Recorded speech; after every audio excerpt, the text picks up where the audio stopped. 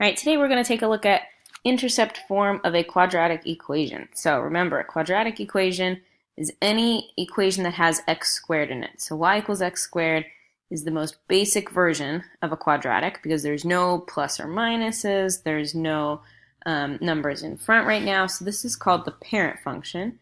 And notice how it sits here on the x-axis. So this point, 0, 0, our origin, is the vertex of our parent function of the problem. And it sort of makes sense that the parent function is just sitting at 0, 0 at that basic location. What we're going to play around with first is if we put a number in front of x squared, and we're going to see what that does to our function. So this purple graph here, y equals x squared, is really like y equals 1x squared. So I'm going to add this red graph. And the red graph, we're going to see it's going to move around. So right now, a is just 1, it's the same thing.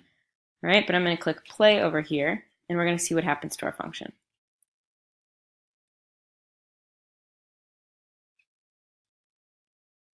So notice as a gets bigger and positive, it gets skinnier. And then as a goes down, it's negative, and we're flipped over the x-axis, and we get skinnier as it gets to be sort of a larger negative value. So I'm going to get rid of this one. A is called a stretch. So when you put A in front of it, you're stretching the graph. So when we get rid of this, I'm just going to break this apart and it's going to become x times x. Because x squared, that's really just x times x. So now the red graph is the same thing as the purple graph. They're stacked on top of each other. But I'm going to adjust things. I'm going to actually put x minus 2 here. So notice how the parent function, the purple one, is still sitting on the x-axis. We haven't done anything to that. But this red one has now sort of dropped below. The vertex is down. But what I really want you to look at are these intercepts here. So we still have 0, 0, where it crosses the x-axis. But now we have 2, 0 as the other cross location. So I've got x minus 2. And I'm going to make the second one x minus 4. So now our red graph is hitting the x-axis at 2, 0 and 4, 0. And notice my two factors here, this factored form, is x minus 2 and x minus 4. Let's change it a little bit more. What if I make this 4 into a 5? What if I make this 5 into a 6? What if instead of doing minus 6, I do something like x plus 1?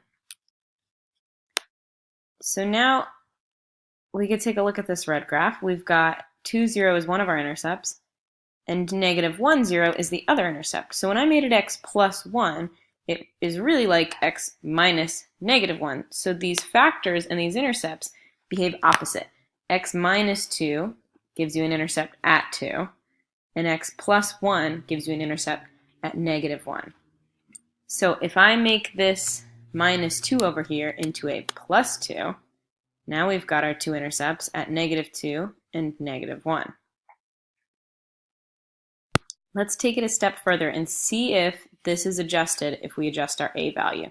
So thinking back to the beginning, if I have a out in front of this whole thing, and we break this down into its factors, x plus 2, x plus 1, if I change a, does that change where it crosses the x-axis? Nope.